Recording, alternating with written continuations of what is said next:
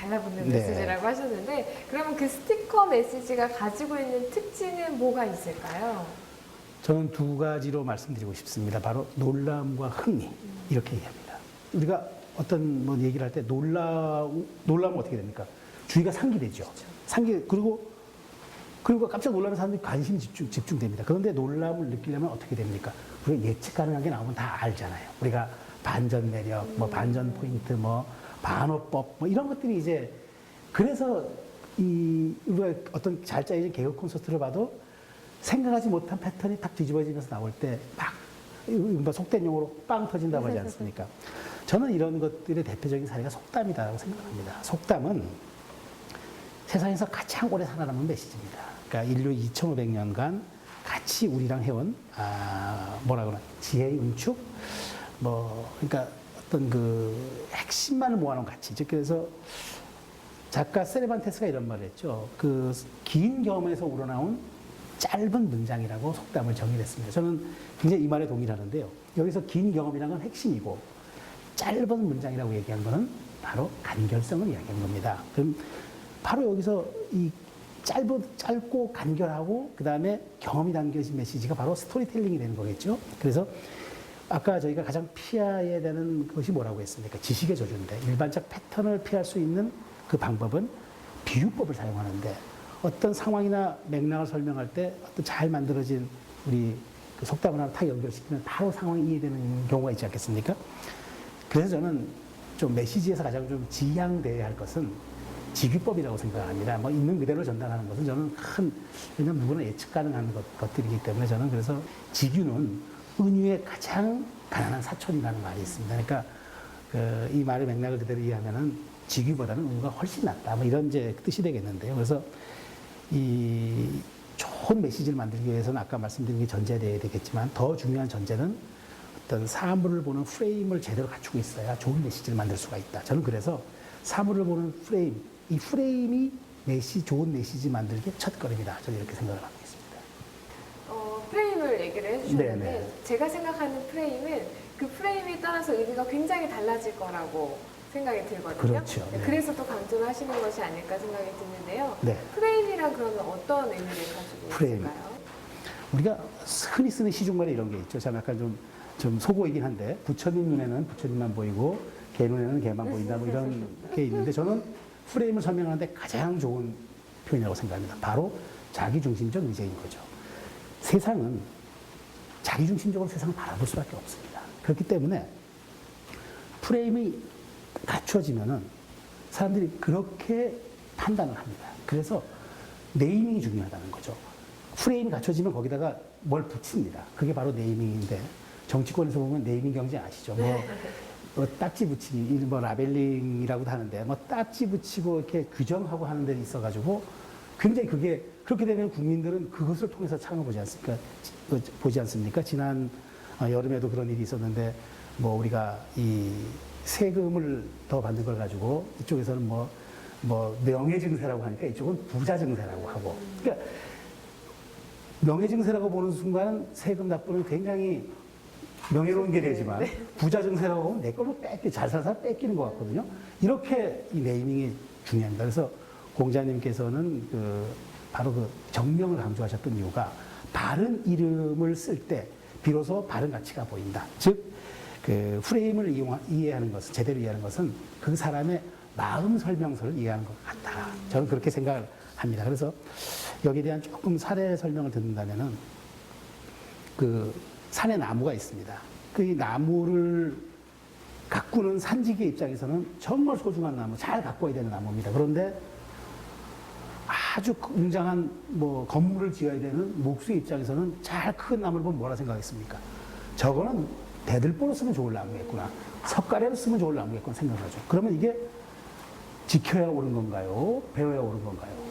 집 앞에 산이 하나 있는데 남쪽에서 바라보면 북산이고 북쪽에서 바라보면 남산입니다. 그럼 이 산은 어떤 산일까요?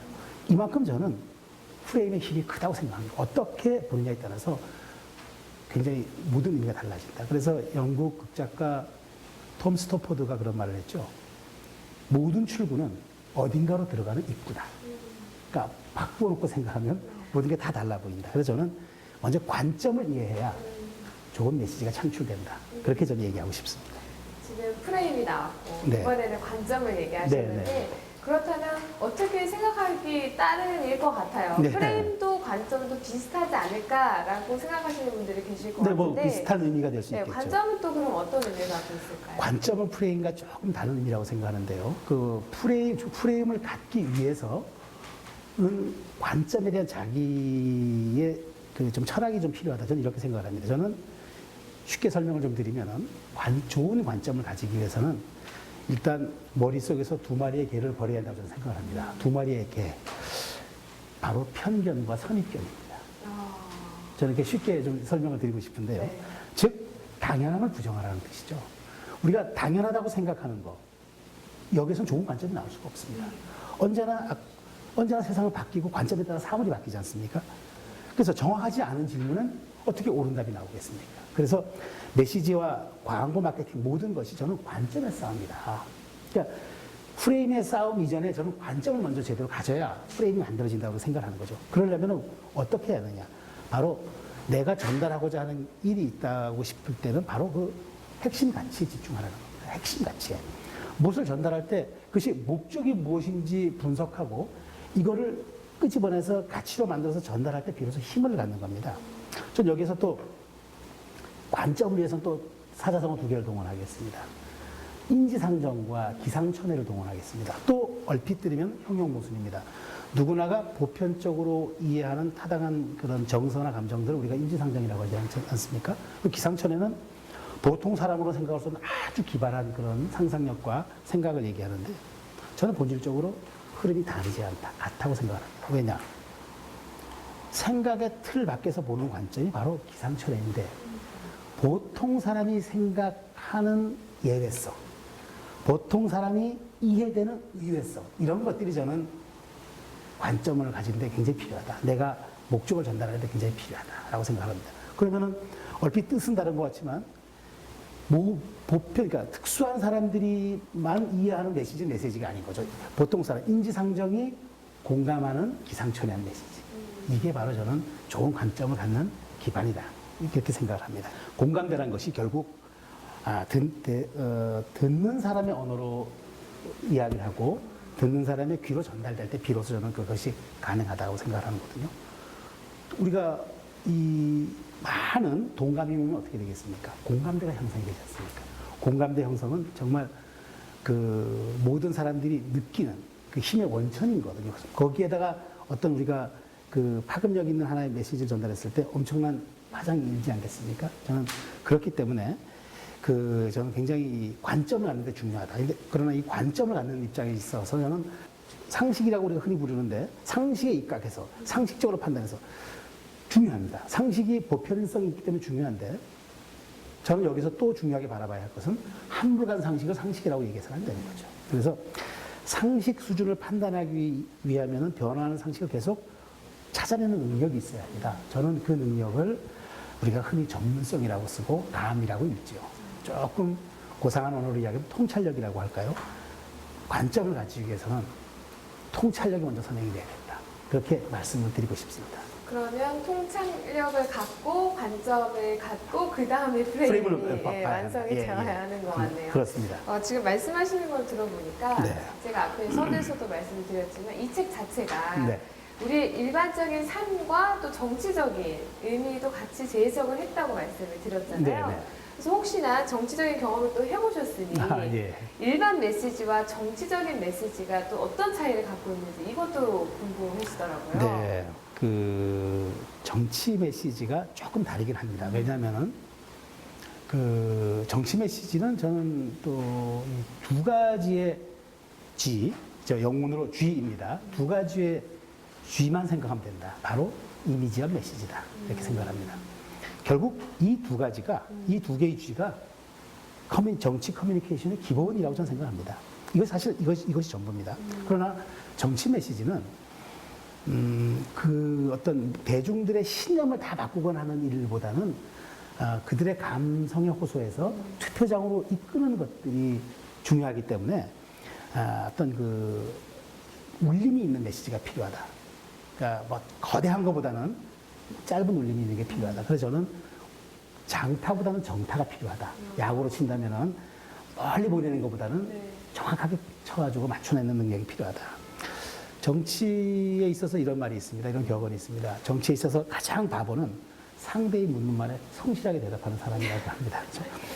그러니까 이 상대 페이스에 말리지 않는 게 중요하다. 왜냐하면 네. 정치는 본질적으로 사실 문화가 좀 저희가 좀 개선돼야 하겠지만 포지티브보다는 네거티브에 가까운 게임입니다. 그러니까 정치에 있어서 나를 어떻게 정의하고 상대를 어떻게 규정하느냐가 중요하지 않습니까?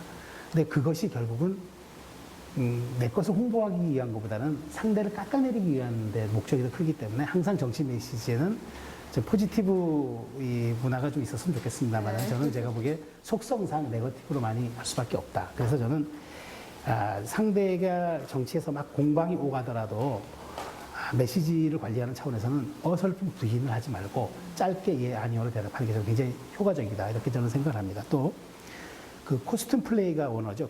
흔히 코스프레라고 하는 그 딱지 붙이기 굉장히 위험합니다. 그러니까 정말 조심해야 된다고 생각하는데 어떤 사람이 평생을 추구해온 가치도 신념도 코스프레 딱지가 딱 붙으면 그 순간 바로 네거티브 메시지가 됩니다. 그래서 표를 호소할 때는 그러지 않습니까? 나는 당신과 같은 사람입니다. 우리는 함께 갑니다. 라고 얘기하는 이른바 동료의식을 많이 강조합니다. 그런데 동료의식이 중요하다고 해서 끼워 맞히거나 그냥 억지로 설정하다가는 오히려 대형 사고가 날 수 있다. 그래서 저는 진정성을 보여주기 위해서는 뭐 설정하거나 언급하거나 하지 말고 오히려 그 가식과 위선으로 보일 수 있는 행동을 하지 않고 그러면서 동료의식을 창출할 수 있는 그 방법들을 찾아야 한다. 그래서 저는 이 정치 메시지가 앞으로 저는 굉장히 광의의 개념으로 저는 더 중요할 거라고 생각되어지는데요. 그 미래학자들에 따르면 앞으로 이제 이 소통사회가 되기 때문에 그 이 정부 정책이나 어떤 그 국민의 이제 이 정치 주요 이슈들을 전달할 때 예전에는 뭐 상명 하달씩 뭐 정부나 정치권이 하니까 국민이 받으세요라고 했지만 이제는 그 정책을 제안하고 설득하는 과정이 중요한 이른바 커뮤니케이션 능력이 더 중요하기 때문에 더 이게 중요하게 부각될 거기 때문에 앞으로 이 메시지를 어떻게 효과적으로 아주 국민들이 잘 그리고 거부감 없이 받아들일 수 있게끔 하는 그런 기술도 굉장히 중요해진다. 그래서 정치 분야에서의 커뮤니케이션은 앞으로 더 필요성이 증대될 것이다. 저는 이렇게 전망하고 있습니다. 그러시군요. 지금까지는 정치 메시지에 대해서 또 얘기를 네. 들어봤는데 조금 거리가 좀 멉니다라고 하시는 분들이 계실 수도 있을 것 같아요. 그래서 제가 또 하나 생각을 한 게 있는데요. 요즘에 최근 사회에서 갑질 논란 네, 그렇죠. 이런 게 너무 많잖아요. 근데 네. 그것에서 가장 중요한 것이 바로 사과의 타이밍이 아닐까라는 네. 생각을 합니다. 네. 근데 그 사과의 타이밍, 사과라는 그 메시지 이런 것들은 우리가 일반적으로 생각하는 메시지랑은 또 다르게 다르죠. 전달이 돼야 네, 될 것 네, 같은데요. 네, 다르죠. 이 사과에 대한 메시지는 어떻게 하면 좋을까요? 네.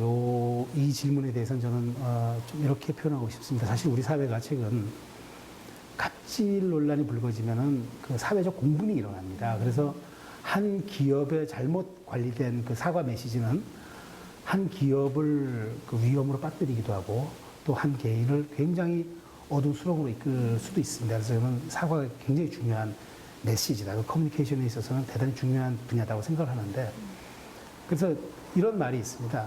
19세기, 20세기에는 그 사과란 말이 우르죠. 즉 패배자들의 언어였지만 21세기에서는 리더의 언어다. 이렇게 얘기를 합니다. 즉 그만큼 잘하는 사과는 중요하다.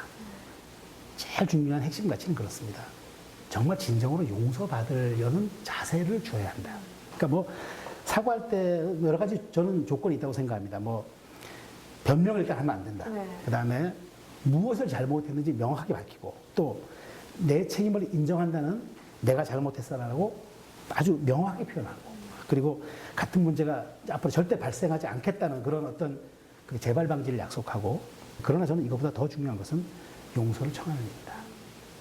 그 남아프리카 공화국에서 넬슨 만델라가 그 대통령 넬슨 만델라 대통령께서 대통합을 이루었던 것은 정말 그 화해와 용서의 점이 있었다고 생각합니다.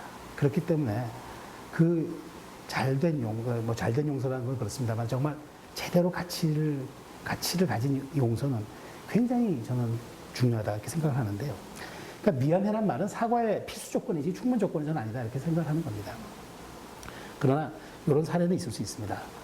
사건의 경중이 있지 않겠습니까? 무거운 사안이 있고 작은 사안이 있을 수 있는데 저는 작은 사안의 경우는 즉시 사과하는 게 필요합니다. 그러나 무거운 사안에 대한 사과의 경우에는 그 어떤 피해를 받은 대상이나 집단이나 사람이 충분하게 어떤 그 좀 분노를 시키는 시간을 가진 다음에 전달하는 게 조금 효과적일 수 있잖아요. 왜냐하면 큰 잘못인데 뭐 즉각 가서 내가 잘못했다. 뭐 앞으로 절대 이런 말, 절대 이런 뭐 그런 말들은 조금 그 듣는 사람으로 하여금 진정성을 좀 의심하게 할 수 있으니까 좀 사과의 뭐 기술 같다고 할 수 있는 표현인데요. 그러니까 작은 건에 대한 사과는 즉시 하는 게 좋겠고 조금 큰 사안에 대해서는 좀 분노를 좀 식힌 다음에 하는 게 좋겠다. 그리고 제일 중요한 건 거만한 사과를 할 거면은 그 모욕 주기에 똑같은 거니까 안 하는 게 좋습니다. 그래서 교황이시죠. 요한 바로 2세 교황을 지내셨던 분이 변명은 거짓말보다 더 나쁘고 추악하다고 그랬습니다. 왜냐하면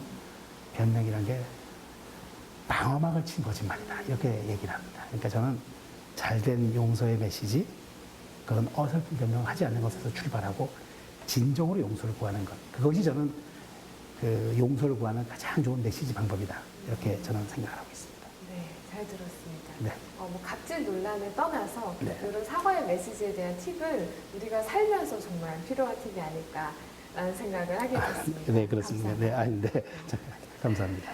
네, 오늘 속뒷담화의 저자 최수영 작가님을 모시고 메시지와 관련된 이야기 나눠봤는데요. 이런 내용들이 많이 알려져서 메시지의 참된 의미에 대해 많이 공유가 되었으면 좋겠습니다. 시청해주셔서 감사합니다.